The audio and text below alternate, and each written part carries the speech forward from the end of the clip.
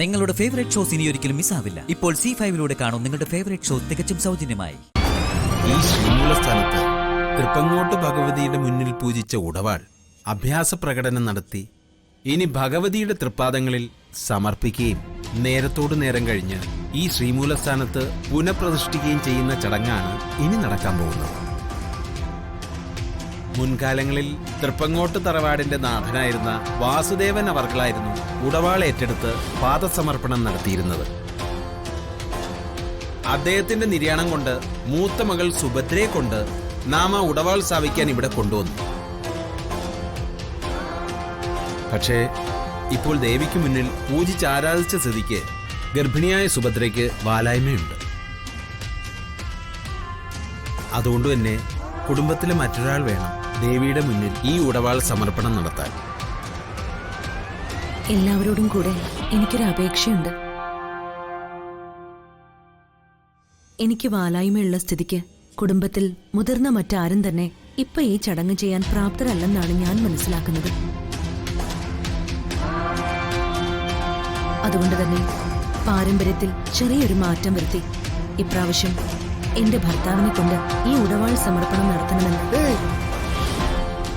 ഇത് മുമ്പ് നമ്മൾ സംസാരിച്ച് അവസാനിപ്പിച്ച വിഷയമല്ലേ മോളെ?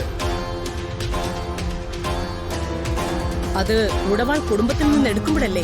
സുഭദ്രയാണത് എടുക്കുന്നതിനാൽ ഔചിത്യക്കുറവൊന്നും തോന്നിയില്ല. ഇത് പക്ഷേ പൂജിച്ചു കഴിഞ്ഞ് ഗർഭത്തിന്റെ വാലായ്മ വന്ന സ്ഥിതിക്ക് ഇനി എന്തിനാണ് എല്ലാവരും ഇത്ര നിർബന്ധം പിടിക്കുന്നതെന്ന് മനസ്സിലാവുന്നില്ല. അതെ, സത്യം പറഞ്ഞാൽ ഒരു വാളെടുക്കാനോ അഭ്യാസം കാണിക്കാനോ കൊതിയുണ്ടായിട്ടൊന്നുമല്ല. മറിച്ച് തൃപ്പങ്ങോട്ട് വാസുദേവൻ അമ്മാവൻ ബാക്കി വെച്ചുപോയ കർമ്മം പൂർത്തിയാക്കാന് ഞാൻ ശ്രമിക്കുന്നത്. അതെ, അച്ഛന് ഞങ്ങൾ 4 പെൺമക്കൾ മാത്രമേ ഉള്ളൂ. ഇദ്ദേഹത്തെ അച്ഛനൊരു മരുമകനായല്ല, സ്വന്തം മകനായാണ് സ്വീകരിച്ചിരിക്കുന്നത്. ഇദ്ദേഹം എന്റെ അച്ഛനെ സ്വന്തം അച്ഛനെ പോലെയാണ് കരുതുന്നതും ബഹുമാനിക്കുന്നതും. മാത്രവുമല്ല, മരിച്ചപ്പോ അച്ഛന്റെ അന്ത്യകർമ്മങ്ങൾ വരെ ചെയ്തൊരാൾക്ക് അതൊക്കെ കുടുംബത്തിലെ കാര്യങ്ങളാണ്. ക്ഷേത്രത്തിൻ്റെതായ ആചാരാനുഷ്ഠാനങ്ങളുണ്ട്.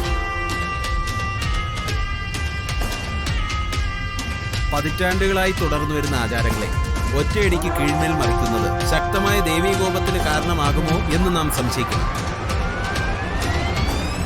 ഒട്ടും പ്രതീക്ഷിക്കാത്ത ഇങ്ങനെ ഒരു അവസരത്തിൽ ഇനി നാം എന്താ ചെയ്യാന്ന് വെച്ചാൽ, തൃപ്പങ്ങോട്ട് 2ാമത്തെ സന്തതി രാധയായിരിക്കും ഇന്നിവിടെ ഉടവാൾ എടുക്കുന്നതും അഭ്യാസം കാഴ്ചവെച്ച് ദേവിയുടെ തൃപ്പാദങ്ങളിൽ സമർപ്പിക്കുന്നതും.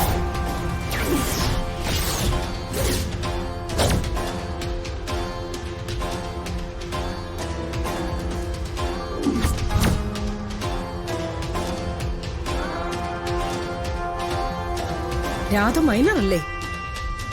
മാത്രമല്ല, ദേവിയുടെ ഉടവാൾ എടുത്ത് ഒരു പെൺകുട്ടി അഭ്യാസ പ്രകടനം നടത്തുക എന്ന് വെച്ചാൽ ഒരു കുഴപ്പമില്ല.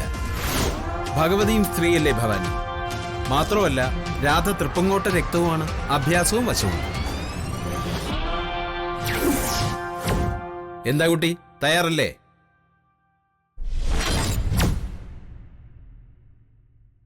ഡൗൺലോഡ് ചെയ്യൂ C5 ആപ്പ്. കാണൂ എല്ലാ എപ്പിസോഡുകളും സൗജന്യമായി.